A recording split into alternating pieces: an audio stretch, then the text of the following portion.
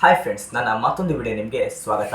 ನಾನಿವತ್ತು ನಿಮಗೆ ಅಯ್ಯಪ್ಪನ ಭಕ್ತರು ತುಳಸಿ ಮಣಿಮಾಲೆಯನ್ನು ಯಾಕೆ ಧರಿಸ್ತಾರೆ ಹಾಗೂ ಅಯ್ಯಪ್ಪನ ಸ್ವರೂಪದ ಮಕರ ಜ್ಯೋತಿಯು ಪ್ರಾಕೃತಿಕವ ಅಥವಾ ಮಾನವನಿರ್ಮಿತವ ಎಂದು ತಿಳಿಸ್ಕೊಡ್ತೇನೆ. ಅದಕ್ಕೂ ಮೊದಲು ನೀವೇನಾದ್ರು ನಮ್ಮ ಚಾನಲ್ಗೆ ಹೊಸಬರಾಗಿದ್ದರೆ ಈ ಕೂಡಲೇ ಸಬ್ಸ್ಕ್ರೈಬ್ ಮಾಡಿ, ಹಾಗೆ ಪಕ್ಕದಲ್ಲಿರೋ ಬೆಲ್ ಐಕನ್ನ ಪ್ರೆಸ್ ಮಾಡಿ, ಯಾಕಂದರೆ ನಾವು ಹಾಕೋ ವಿಡಿಯೋ ನಿಮಗೆ ಮಿಸ್ಸೇ ಆಗಲ್ಲ. ಅಯ್ಯಪ್ಪನ ಭಕ್ತರು ತುಳಸಿ ಮಣಿಮಾಲೆಯನ್ನು ಯಾಕೆ ಧರಿಸ್ತಾರೆ, ಈ ವಿಚಾರವನ್ನು ಹೇಳುವ ಮೊದಲು ನಾನು ನಿಮಗೆ ಅಯ್ಯಪ್ಪ ಸ್ವಾಮಿಯ ಕಥೆಯನ್ನು ಮೇಲ್ಮೇಲಾಗಿ ಹೇಳ್ಕೊಂಡು ಬರ್ತೇನೆ.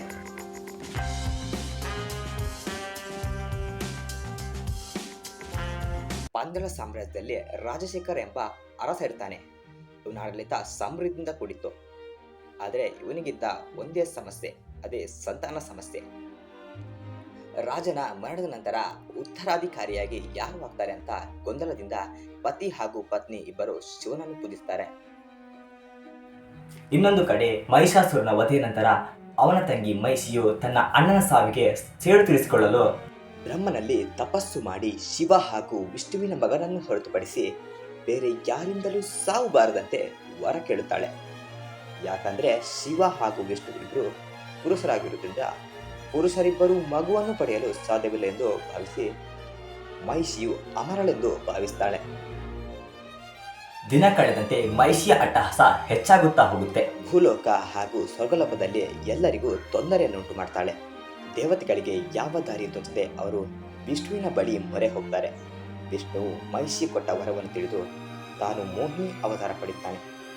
ಹೀಗೆ ಹರಿಹರ ಸಂಗಮದಿಂದ ಹುಟ್ಟುವ ಮಗುವೆ ಸ್ವಾಮಿ ಅಯ್ಯಪ್ಪ. ಇತ್ತ ರಾಜನು ಬೇಟೆಗೆ ಹೋಗುವಾಗ ಕಾಡಿನಲ್ಲಿ ಆ ಮಗುವಿನ ಅಳುವ ಶಬ್ದ ಕೇಳಿ ಆ ಶಬ್ದವನ್ನು ಹಿಂಬಾಲಿಸ್ತಾ ಹೋಗುತ್ತಾನೆ. ಅಲ್ಲಿ ಅವನಿಗೆ ಸಣ್ಣ ಮಗು ಕಾಡಿನಲ್ಲಿ ಕಾಣಸಿಗುತ್ತೆ. ನಂತರ ಅವನು ಪಂಡಿತರೊಂದಿಗೆ ಕೇಳಿದಾಗ ಇದು ದೇವರ ಮಗು, ದೇವರಿ ಅವನಿಗೆ ಕೊಟ್ಟಿದ್ದಾನೆ ಎಂದಾಗ ರಾಜ ಸಂತೋಷದಿಂದ ಭಾವುಕನಾಗ್ತಾನೆ. ಹುಟ್ಟುವಾಗ ಮಣಿಯನ್ನು ಧರಿಸಿ ಹುಟ್ಟಿದ್ರಿಂದ ಆ ಮಗುವಿಗೆ ಮಣಿಕಂಠ ಎಂಬ ಹೆಸರು ಇಡ್ತಾರೆ. ಇನ್ನು ಮಗು ಬೆಳೆದು ದೊಡ್ಡವನಾದಾಗ ರಾಜನಿಗೆ ಇನ್ನೊಂದು ಗಂಡು ಮಗುವಾಗುತ್ತೆ. ರಾಣಿಯು ಮಂತ್ರಿ ಕುತಂತ್ರದ ಮಾತು ಕೇಳಿ ತನ್ನ ದೊಡ್ಡ ಮಗನನ್ನು ಹುಲಿ ಹಾಲು ತರಲು ಕಾಡಿಗೆ ಕಳಿಸ್ತಾಳೆ. ನಂತರ ಕಾಡಿನಲ್ಲಿ ಮಹಿಷಿಯ ವಧೆ ಮಾಡಿ ಹುಲಿಯೊಂದಿಗೆ ನಾಡಿಗೆ ಬರ್ತಾನೆ. ಇದೆಲ್ಲ ಸ್ವಾಮಿ ಅಯ್ಯಪ್ಪನ ಕಥೆ. ಆದರೆ ಇನ್ನು ವಿಚಾರಕ್ಕೆ ಬಂದರೆ ತುಳಸಿ ಮಣಿಮಾಲೆಯನ್ನು ಅಯ್ಯಪ್ಪನ ಭಕ್ತರು ಯಾಕೆ ಧರಿಸ್ತಾರೆ ಅಂದರೆ, ಸ್ವಾಮಿ ಅಯ್ಯಪ್ಪನು ಹುಟ್ಟುವಾಗ ಆ ಮಣಿಯನ್ನು ಧರಿಸಿ ಹುಡ್ತಾರೆ.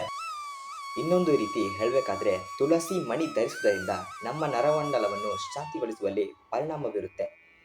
ಇದನ್ನು ಧರಿಸುವವರ ಸುತ್ತಲೂ ನಕಾರಾತ್ಮಕ ತೆಗೆದುಹಾಕಿ ಧನಾತ್ಮಕ ಶಕ್ತಿಯನ್ನು ಹೆಚ್ಚಿಸುತ್ತೆ.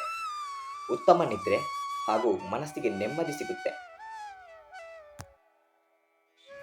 ಇನ್ನೊಂದು ವಿಚಾರವೆಂದರೆ ಅಯ್ಯಪ್ಪನ ಸ್ವರೂಪದ ಮಕರ ಜ್ಯೋತಿಯು ಪ್ರಾಕೃತಿಕವ ಅಥವಾ ಮಾನವ ನಿರ್ಮಿತವ.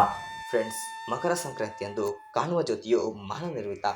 ಅದನ್ನ ಮಕರ ಬೆಳಕು ಅಂತ ಕರೀತಾರೆ. ಬೆಳಕು ಅಂದ್ರೆ ಬೆಳಕು ಅಂತ ಅರ್ಥ. ಇಲ್ಲಿ ಪುರಾತನ ಕಾಲದಿಂದ ಮಲ ಆರ್ಯರು ಎಂಬ ಬುಡಕಟ್ಟು ಜನ ಬೆಂಕಿಯನ್ನು ಹಾಕಿ ದೀಪೋತ್ಸವ ಆಚರಿಸ್ತಾ ಬಂದಿದ್ರು. ಸೊ ಬೆಟ್ಟದ ಮೇಲೆ ಕಾಣುವ ಬೆಂಕಿಯು ಮಾನವ ನಿರ್ಮಿತ ಅಂತ ಕ್ಲಿಯರ್ ಆಗಿದೆ. ಆದರೆ ನಿಜವಾದ ಮಕರ ಜ್ಯೋತಿ ಯಾವುದಂದ್ರೆ ಆಕಾಶದಲ್ಲಿ ಕಾಣುವ ಮಕರ ನಕ್ಷತ್ರವೇ ಮಕರ ಜ್ಯೋತಿ. ಆಕಾಶದಲ್ಲಿ ಮಕರ ಸಂಕ್ರಾಂತಿ ದಿನ ಪ್ರಕಾಶಮಾನವಾದ ಮಕರ ನಕ್ಷತ್ರ ಕಾಣುತ್ತೆ. ಇದೇ ಮಕರ ಜ್ಯೋತಿ.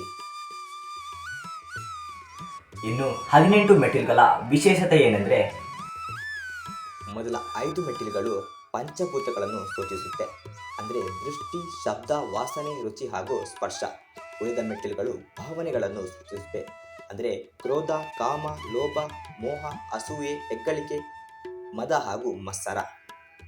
ನಿಮಗೆ ಈ ವಿಡಿಯೋ ಇಷ್ಟ ಆದರೆ ಲೈಕ್ ಮಾಡಿ, ಶೇರ್ ಮಾಡಿ ಹಾಗೂ ಸಬ್ಸ್ಕ್ರೈಬ್ ಮಾಡಿ. ಮುಂದಿನ ವಿಡಿಯೋದಲ್ಲಿ ಸಿಗ್ತೇನೆ. ಧನ್ಯವಾದಗಳು.